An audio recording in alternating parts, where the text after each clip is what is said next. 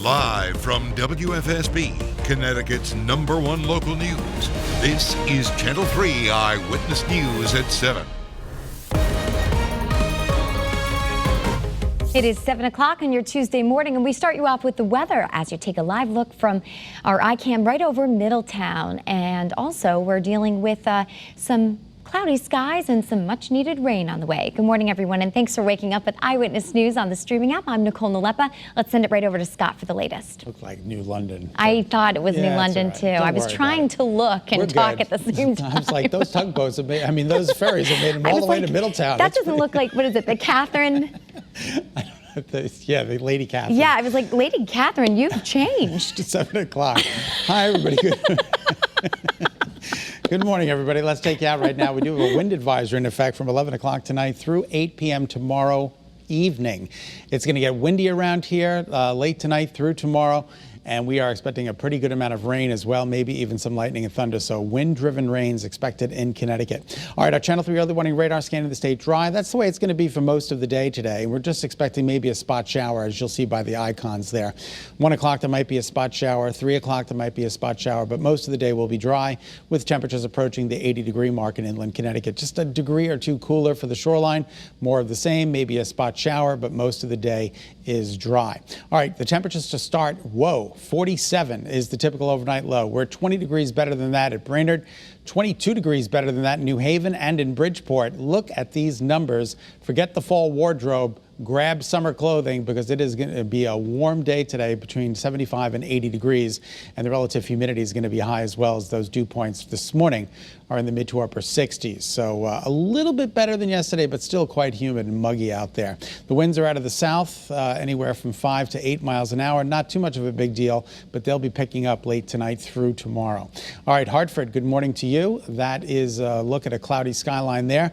More of the same for you in stores, and we'll take you to New Haven right now, where you've got mostly overcast conditions right now. We've got a storm to the east of Connecticut that's bringing lightning and thunder to the fish. We're not concerned about that, but we've got this frontal boundary that's getting ready to push into the state, and it's all the way down into the Gulf of Mexico, this frontal boundary. So it's going to be a slow mover. It'll take a while for it to get here, but by tonight it's here, and it's going to drag the moisture in from south to north, and that is according to early warning futurecast tomorrow's weather today.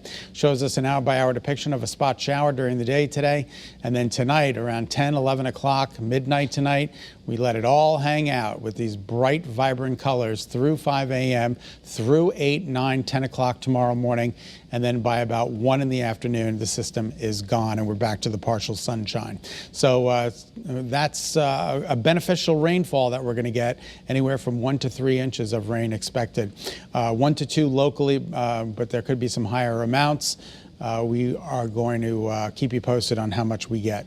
All right, daytime highs today, 75 to 80, warm and humid. And then your 7-day forecast, gradual improvement tomorrow afternoon as the storm makes a departure. Thursday looks great. Friday, there could be some more rain in the forecast.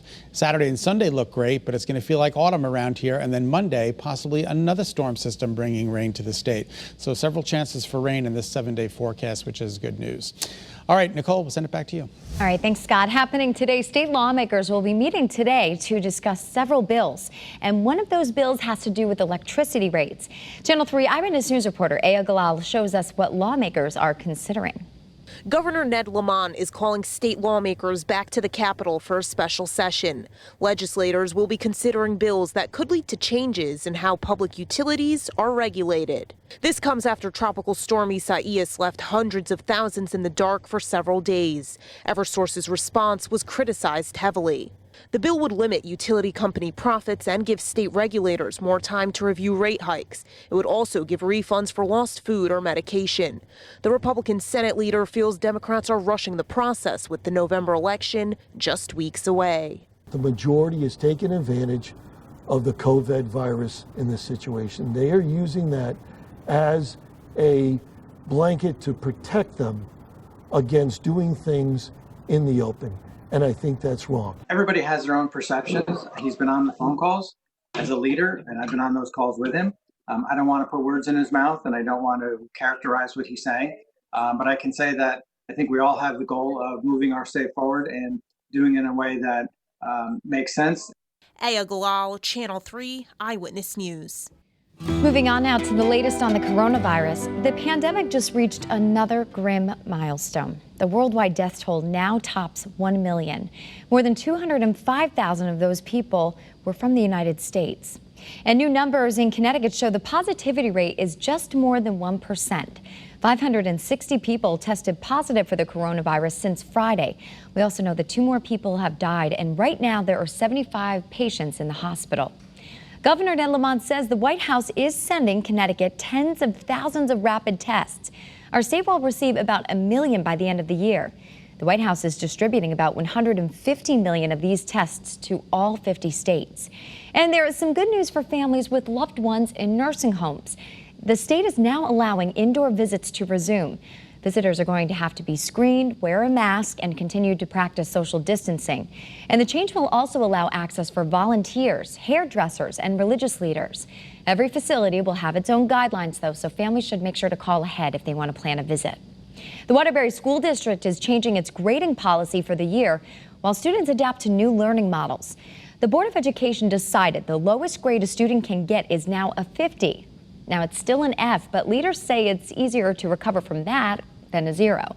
The district is also putting more emphasis on assignments rather than tests.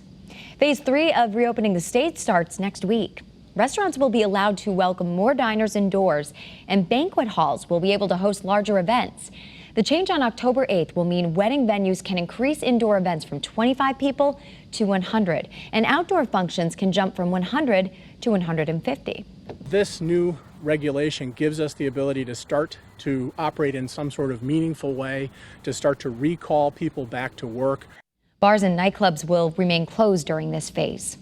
Turning now to Campaign 2020. The eyes of the nation will be turning to Cleveland, Ohio tonight. That's where President Trump and former Vice President Joe Biden will be squaring off in a highly anticipated debate. Channel 3's Laura Podesta is there with the latest on what both candidates need to do to win. Tonight's presidential debate will look nothing like the debates of the past. Looking right at the camera here. With the coronavirus pandemic forcing organizers to limit the audience to fewer than 100 people. And President Trump and Joe Biden won't shake hands. Are you better off than you were 4 years ago? Both men will try to land that defining moment to sway voters, especially ones here in the swing state of Ohio. The economy. We have got to get the economy back on. Biden's message in the 2008 vice presidential debate is similar to the one he's using today. The middle class has gotten the short end. The wealthy have done very well. It may pack an additional punch after a New York Times report that President Trump paid just $750 in federal income taxes in 2016 and 2017. Meanwhile, Mr. Trump is remembered for his attacks on Hillary Clinton 4 years ago. Such a nasty woman. President Trump is expected to go after Biden's record and his family's overseas business dealings. In recent days, the president has accused the former vice president without evidence of taking performance-enhancing drugs. I'm willing to take a drug test. I think he should, too. Political science professor Karen Beckwith tells me Biden should focus on his own message. Name-calling and bullying is both ineffective for Trump's opponent, but I also suspect that the American people are getting fairly tired of that behavior. As many as 100 million people are expected to watch tonight's debate. Laura Podesta, CBS News, Cleveland. And just a quick reminder that you will be able to watch the debate tonight right here on Channel 3.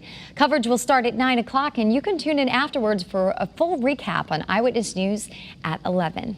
Thank you so much for tuning in to Eyewitness News. Remember, you can get news and weather updates anytime on the Channel 3 app. Have a great day, everyone.